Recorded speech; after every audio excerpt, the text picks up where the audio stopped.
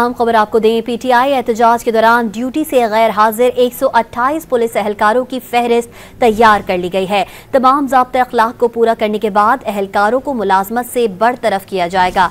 मजीद जानते हैं don news के नुमाइंदे शकील करार से। जी शकील करार, लिस्ट तैयार कर ली गई है, मजीद अपडेट कीजिएगा।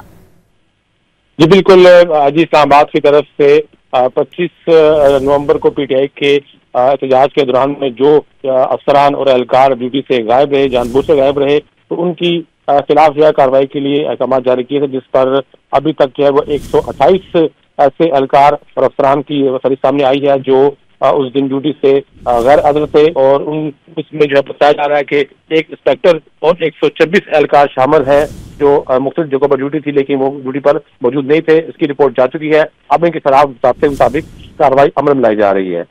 जी, अपडेट कर रहे थे शकील करार, बहुत शुक्रिया आपका।